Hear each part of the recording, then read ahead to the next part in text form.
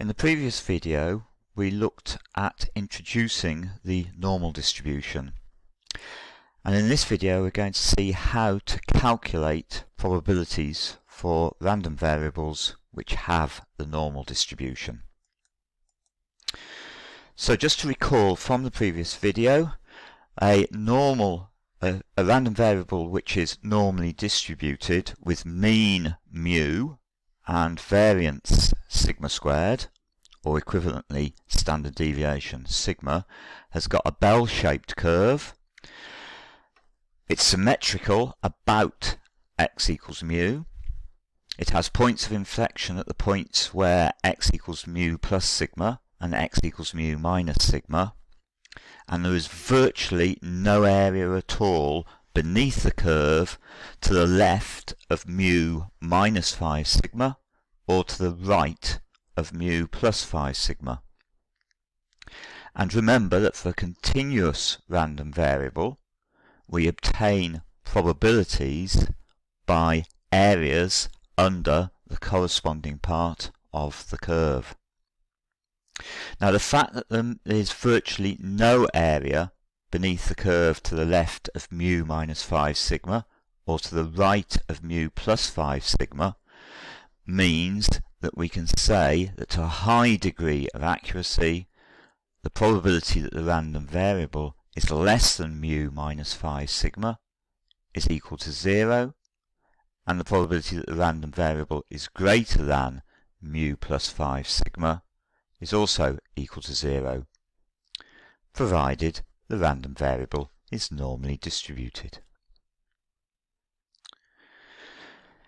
If a random variable can be modelled by the normal distribution with mean mu and standard deviation sigma, that is variance sigma squared, then we can say that x is normally distributed with mean mu and variance sigma squared, and abbreviate that right down to the statement x twiddles is distributed with the normal distribution n mu comma sigma squared.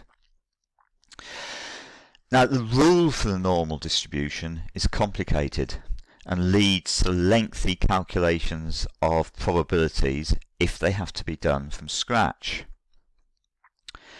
These long-winded calculations have for a long time been avoided by the use of tables of probabilities for a particular normal distribution. However, fortunately, calculators, the modern scientific calculators, have made life a lot easier for us, as we'll see in the coming examples. So in our first example, we are to use the fact that the mass of newborn babies can be modelled by the normal distribution with mean 3,141 grams and standard deviation 262 grams. We've got to calculate the probability that the next newborn baby in a maternity hospital will have, first of all, a mass between 3 and 4 kilograms, secondly, a mass less than 3.5 kilograms, and finally, a mass greater than 3.85 kilograms. So, if we let m equal the mass in grams of the next newborn baby, we can say that m is normally distributed with a mean of 3,141 and a variance of 262 squared. We want to obtain the probability that m lies between 3,000 grams and 4,000 grams. Now, in order to get this, we need to use our calculator, and it's a really nice simple process on the calculator which we'll show you on this little video. So using the calculator here, we first of all need to go menu, 7, and then 2 to call up the normal cumulative distribution. We put in the lower value that we've got, in this case that's 3,000 grams, and the upper value, in this case 4,000 grams. We then need to put the standard deviation in, which in this case is 262 grams. Finally, we need to enter the mean value mu, which is 3,141 grams, and press equals again. We obtain the probability.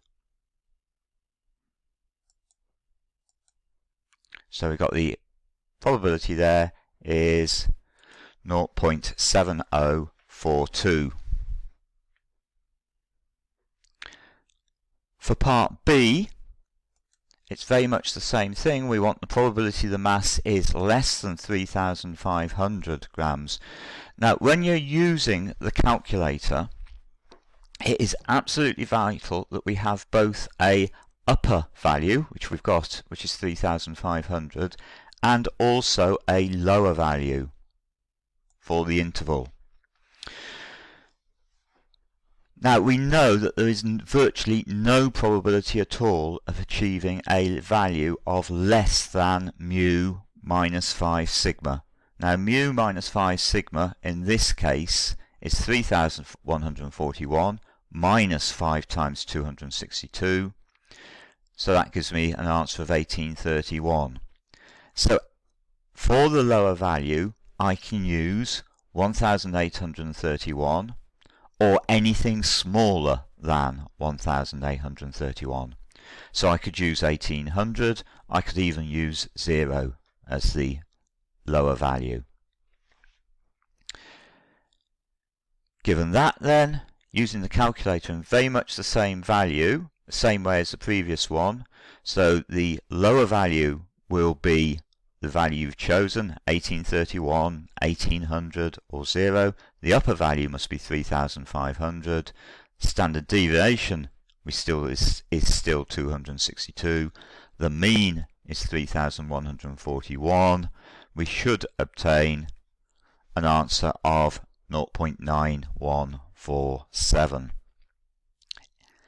Again, just to emphasize, it does not matter what you use as the lower value, provided it is smaller than that mu minus 5 sigma. Just check now, so pause the video at this stage and just check that you can use your calculator to obtain that value of 0.9147. And now, moving on to part C then, we want the probability that the mass is greater than 3,850. And in this case we haven't got an upper limit for the interval for m, so we're going to have to use an upper limit. Now again, we know that there's virtually no probability of achieving a value greater than mu plus 5 sigma. Mu plus 5 sigma comes up to 4,451. So I can use any upper value which is greater than or equal to 4,451. So I could use 4,500 if I wanted to. I could use 5,000 as my upper limit. In this case, I've decided to use 4,500 as my upper limit, and using the calculator I get an answer of 0.0034. Now again, just pause your video and check that you can use your calculator to get that value.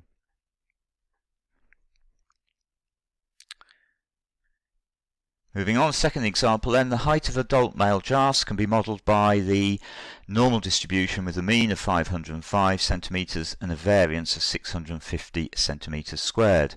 Find the probability that the next adult male giraffe of this species to be seen will be greater than 492 centimetres tall. Well, if we let h centimetres be the height of the next giraffe of this species to be seen, we're being told that h is normally distributed with a mean of 505 and a variance of 650, which means that the standard deviation for the height of the giraffes is the square root of 650, which is 25.495. So I could say that h is normally distributed with a mean of 505 and a variance of 25.495 squared. So we want to work out, first of all, the probability the next giraffe to be seen is going to be more than 492 centimetres tall. So as before, I need to have an upper limit for this. So mu plus 5 sigma is 505 plus 5 lots of 25.495, which is 632.5. So I can use any value as the upper limit, provided it is at least 632.5. So the probability that H is greater than 492, I can calculate on the calculator as the probability that H lies between 492 and 632.5, and that gives me 0.6949. Again, check that you can get that value off the calculator. For part B, we want the probability the next adult male giraffe of this species to be seen will be 5.3 meters tall, correct to the nearest 0.1 of a meter.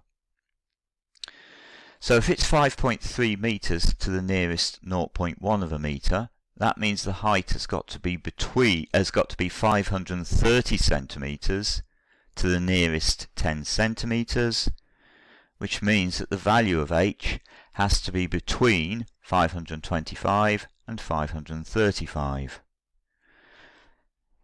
So I simply want to calculate the probability that our random variable H is between 525 and 535. Using our calculator again, that just gives us 0.0967.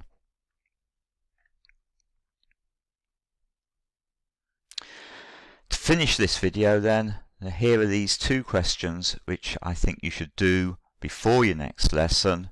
Take your answers along to the next lesson and see what the answers are for that. So that finishes our video on calculating probabilities for random variables that are normally distributed.